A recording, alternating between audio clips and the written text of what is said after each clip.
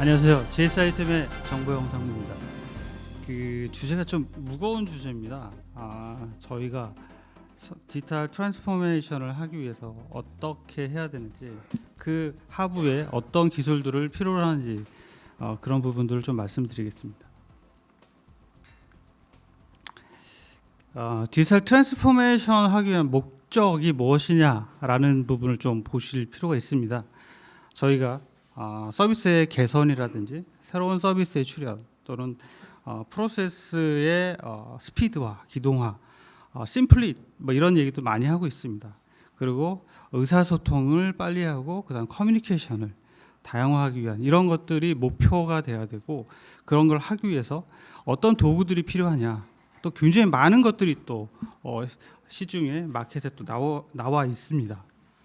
그런 것들은 뭐 IoT, AI, 또 뭐 VR, 뭐 3D 프린팅, 저희가 습득해야 되고 알아야 되는 항목들이 너무너무나 많고 다양화되고 있습니다. 물론 이런 것들을 다 수용하기 위해서는 또 기반 기술이 필요한데, 그 기반 기술은 우리가 알고 있는 클라우드 기술입니다. 클라우드 기술은 한 5년 전, 빠르면 한 10년 전부터 회자가 됐던 부분인데요. 일본에서는 이미 클라우드 전환율이 70% 정도를 향해 가고 있습니다. 일본은 굉장히 빠르게 클라우드 전환을 하고 있고요. 관 중심으로 하고 있고, 저희 나라는 지금 한 26%, 올해까지 하면 30%가 조금 넘을 상황입니다. 그 정도로 한국은 클라우드를 알고는 있지만 전환율에 있어서는 굉장히 좀 뒤처져 있는 상황입니다. 미국의 IT 리서치 기관이 작년에 조사한 결과에 따르면 클라우드로 전환한 기업이 다시 온프라미스 환경으로 되돌아오는 기업들이 30% 비율이 있다고 합니다. 처음에는 비용이 싼가? 자원을 최적화해서 쓰기 때문에 굉장히 좋은 클라우드 환경이다, 이렇게 생각하고 접근했다가 실제로는 비용이 그렇게 싸지 않습니다. 그리고 유연성,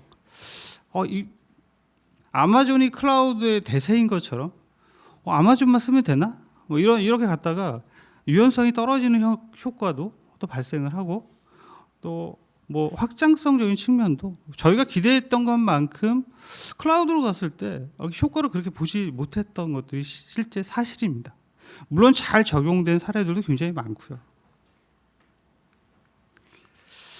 자, 우리 현실을 좀 들여다볼 필요가 있습니다. 클라우드로 가기 전에 저희는 기업이 보통 한국에 있는 기업들이 한 30년에서 50년, 뭐 많게 된 기업들은 한 100년 정도 되는 기업도 있지만, 그 IT 자산들을 최적화시킨 나름의 그 20, 30년 동안 IT 엔지니어들은 자산들을 최적화시키는 과정들을 거쳐왔어요. 그리고 그 안에서는 나름의 생태계와 복잡도가 증가하고 있습니다. 이 안에서 자산을 투자하고 사람이 성장하고 비즈니스에 맞는 모델들이 이 안에 존재하고 있습니다. 이거는 뭐 탑 매니지먼트가 인정을 하든 안 하든 저희는 그런 환경에서 일을 해왔고 비즈니스를 이끌어 왔습니다. 그런데 이런 부분들을 특정 영역을 띄어서 클라우드로 바꾼다, 기존의 생태계를 무시하면서 클라우드로 갔을 때 효과가 진짜 있을 거냐? 그러니까 그 리서치 결과가 얘기하듯이 이 효과를 찾아내기가 굉장히 어렵다는 겁니다. 단순히 가격이나 퍼포먼스, 컴퓨팅 파워만으로 이걸 증명하기도 어렵고 할 수도 없는 구조인 거죠. 그리고 저희가 알고 있는 것처럼 구글을 쓰면 되나? 또 아마존을 쓰면 되나? 클라우드라는 게 어떤 특정 벤더의 서비스를 이용하는 게 클라우드가 아니라는 거죠. 근데 저희는 알게 모르게 그런 인식을 갖고 있어요. 클라우드 하면 뭐 아마존, 또는 어떤 사람들은 누구는 IDC가 있으니까, IDC가 있고 클라우드 사업자가 거기 있으니까 이건 클라우드 사업이 굉장히 용이해. 클라우드의 개념은 눈에 보이지 않는 거예요. 우리가 신경 쓰지 않아도 그가 존재하고 그 자원들을 우리는 항상 쓸 수 있는 형태. 그럼 IDC라는 개념 자체도 없어지는 겁니다. 그러니까 개념을 현실에서는 물리적으로 자꾸 매핑시키려고 하는 작업들을 하다 보니까 실제 클라우드 효과를 찾기 굉장히 어려운 구조가 나오는 거예요. 자, 되돌아가서 말씀을 드리면 기존의 온프라미스 환경의 생태계들을 그럼 어떻게 클라우드로 바꿔야 되느냐? 가장 중요한 건 현재의 시스템들의 복잡도를 잘 알 필요가 있다는 거죠. 그리고 어떤 것들을 띄워내야 되는지, 그리고 어떤 과정을 통해서 클라우드로 전환을 해야 되는지, 이 과정이 없으면 절대 성공할 수 없다라는 거죠. 한 5년 뒤가 되면 모든 벤더는 클라우드 서비스 형태로 바뀌게 됩니다. 그때 가서 온프라미스 환경에서 뒤처져 있는 느낌을 받는다면 저희는 이 경쟁에서 질 수밖에 없고 비즈니스 조직에 저희가 제공할 수 있는 것들은 아무것도 없을 거라는 거죠.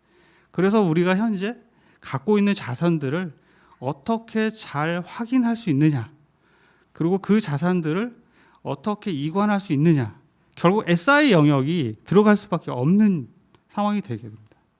저희 GSI 팀이 갖고 있는 그동안의 시행착오에 의한 SI들이 실은 이런 작업들을 하기 위해서 지금 저희 스스로가 트랜스포메이션을 또 하고 있습니다. 그래서 그거에 대한 특화된 회사가 되기 위해서 노력을 하고 있고요. 그리고 클라우드로 가더라도 그 안에 중요한 매니지먼트 시스템에 대한 준비, 그걸 잘 제공할 수 있어야만 자원의 최적화, 자원이 어떻게 움직이고 있는지를 또 알 수가 있습니다. 자, 그러면 현재 있는 온프라미스 자원들을 버리지 않고 그럼 단계적으로 가기 위해서 가장 현실적인 대안이 뭐냐? 그건 하이브리드 클라우드라고 이미 답이 나와 있습니다. 시장은 그 답을 이미 제시를 하고 있고 기업들도 이미 그 답들을 수용하고 있는 상황입니다. 오늘 뉴타닉스가 그런 답을 또 제시하고 있는 상황이고요. 그래서 저희가 갖고 있는 온프라미스 환경과 그다음 새로운 클라우드 서비스가 제공하는 것들을 다시 연결하는, 그리고 저 위에 보시면 GS 아이템의 플랫폼이라고 되어 있지만 실제로 이 플랫폼은 두 가지 형태를 가지고 있습니다. 저희가 만드는 파스나 사스 또는 우리와 함께하는 벤더들을 생태계를 의미하고 있습니다.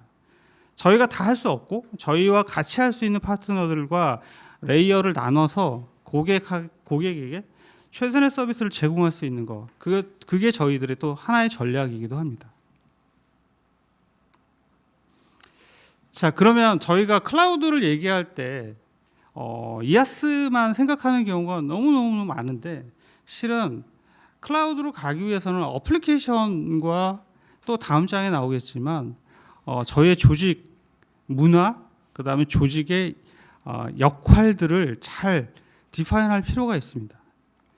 그 최근에 MSA 마이크로 서비스 아키텍처라는 용어를 많이 사용하고 있고 이미 기업들도 그런 아키텍처를 적용하고 있는 것도 굉장히 많습니다. 10년 전, 15년 전에 여러분들 많이 들어보셨을 거예요. SOA라고, SOA. 그 SOA는 그 엔터프라이즈 환경에서 서비스 모델을 제시한 형태고요. 그 부분하고 지금은 마이크로 단위로 어플리케이션을 잘게 쪼개서 스피드 있게 서비스를 제공하고 개발하고 메인터넌스 할 수 있는 체제로 바뀌고 있습니다. 근데 다만 마이크로 서비스 아키텍처는 대용량의 웹 서비스를 제공할 때 굉장히 효과적인 구조이고요. 그리고 이것들을 이게 왜 유명해졌냐면 몇 년 전에 한 3, 4년 전에 넷플릭스하고 인스타그램이 MSA 아키텍처로 설계가 되어 있고 운영되고 있습니다. 장점은 어플리케이션을 굉장히 작게 쪼개놨기 때문에 다운타임이 거의 없다라는 거예요. 여러분들이 최근에 이제 데브옵스 환경을 많이 들어보셨지만 데브옵스 환경에 CI/CD가 있지 않습니까? Continuous Integration, Continuous Delivery, 연속적인 통합, 연속적인 배포. 그 얘기는 뭐냐면 서비스가 멈춰있지 않다. 저희가 전통적인 프로그램 방식은 하나의 모듈 안에 여러 가지 기능을 집어넣습니다. 로그인하고 그 다음에 뭐 인증받고 뭐 그 안에서 뭐 익셉션이고 이게 굉장히 많은데 그거의 메인터넌스를 할 때마다 서비스는 다운돼야 되고 그걸 다시 테스트해야 되고 이 과정이 반복적이라는. 그래서 MSA 아키텍처가 출현을 하고 그 서비스를 최적화하기 위한 방법론으로 제시되고 있습니다.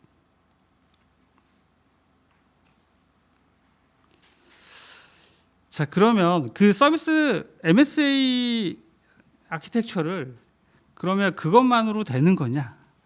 그걸 운영하기 위한 조직이 또 필요합니다. 데브옵스 환경은 개발과 오퍼레이션이 같이 융합되어 있는 단어입니다. 데벨로프먼트와 오퍼레이션.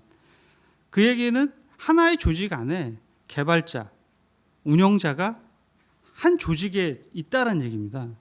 그러니까 데브옵스 환경을 시스템으로 이해하시는데 시스템일 수도 있지만 시스템이면서도 조직입니다. 그래서 마이크로 아키텍처의 장점은 굉장히 많습니다. 하지만 단점도 굉장히 많고요. 단점은 리소스가 굉장히 많이 들어갑니다.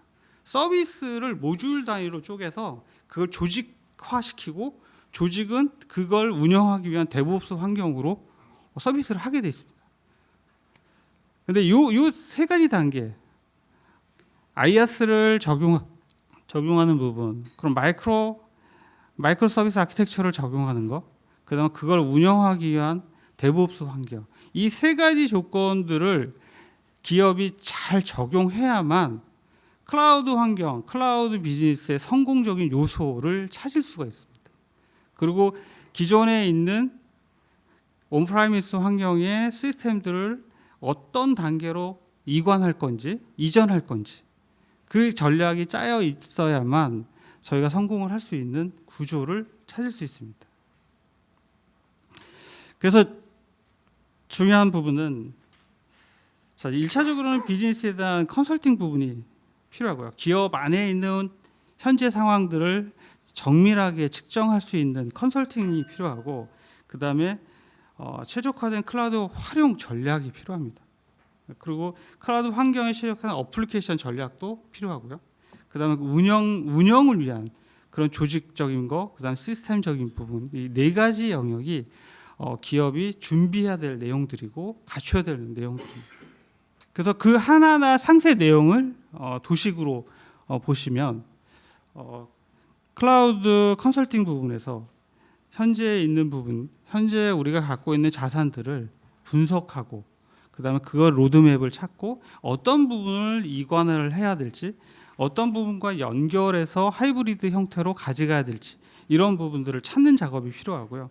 그리고 시스템 구축 작업에서는 기존 시스템과 물리적으로 연결하는 부분들을 잘 설계해야 됩니다. 물론 이제 이 안에 MSA 아키텍처를 설계하게 되면 MSA 아키텍처는 내부적으로는 API 메시징 구조로 되어 있기 때문에 가령 이런 겁니다. 구매 모듈을 만들었으면 구매하고 그다음에 내가 포인트를 쌓는다.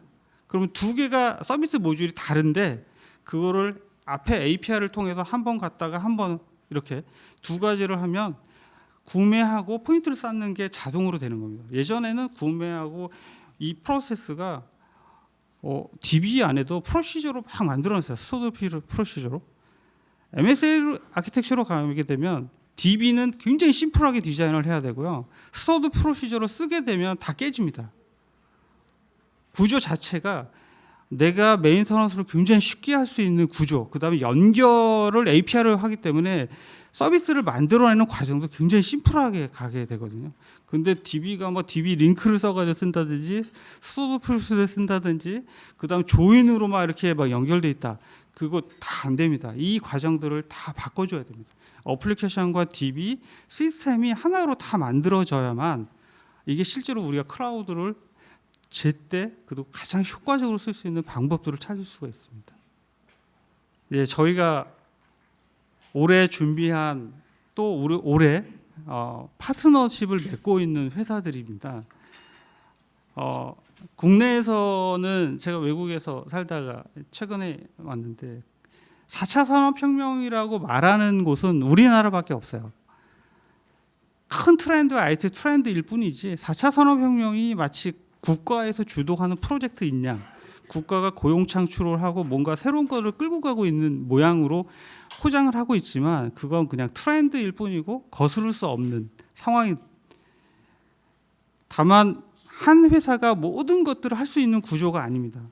각각의 전문화된 솔루션 회사들과 연계함으로써 서비스 자체도 하이브리드 형태, 비즈니스도 하이브리드 형태로 만들어지고 있고요.